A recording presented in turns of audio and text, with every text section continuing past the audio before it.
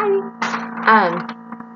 So I want to apologize. I think I posted the original presentation for What is Media Archaeology in the wrong spot. Like I created my own thread for that. So I apologize. I hope everyone was able to find it. And then, so you just scroll below where we're all creating these threads. And then I created another one that has questions. So I'm sorry. But now I know where everything's supposed to go. But I wanted to say thank you to Leopold. Every single one person did see it. He referenced it in his discussion post. And so I wanted to highlight a little bit maybe about what Kellen Cooper brought up about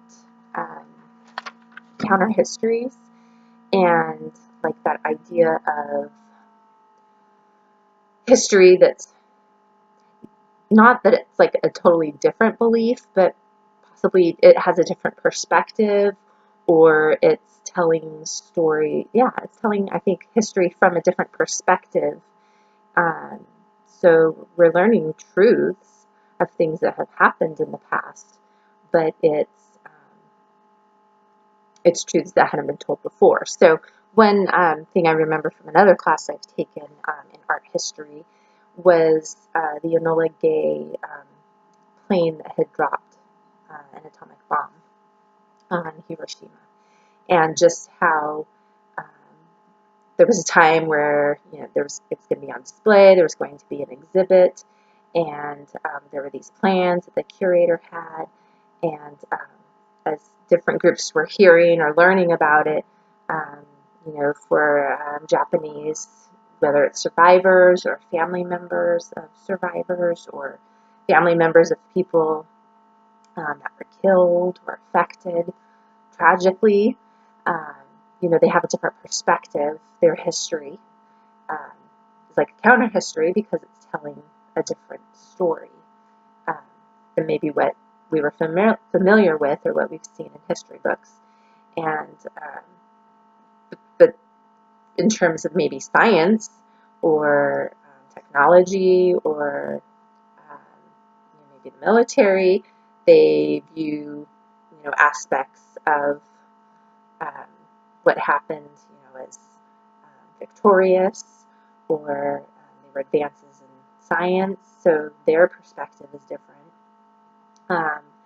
And then maybe they want there to be honor and respect in what took place. So there's a lot of sensitivities that come with that. But I was just thinking, as far as like a counter history, there's one story sometimes that we hear over and over again, and it's history or in history books, but then you hear the different perspective of someone that was there, and based on their circumstances, it's very different.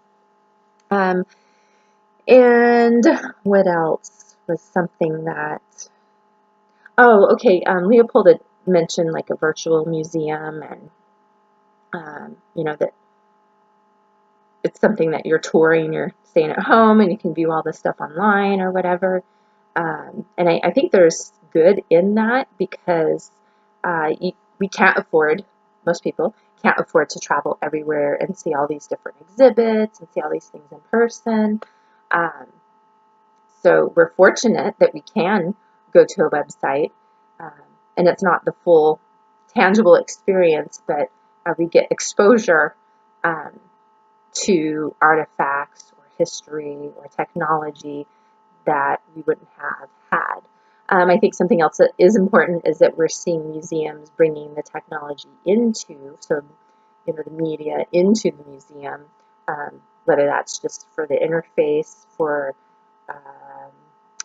I can't think of the word right now, but it's very interactive, right? You aren't just going and looking at stuff, but there's interaction that's taking place between you and something that's digital, but it's important, I think, because of the times that we live in, and people are used to iPhones and iPads and interaction with touch screens. So it's good that museums are incorporating that.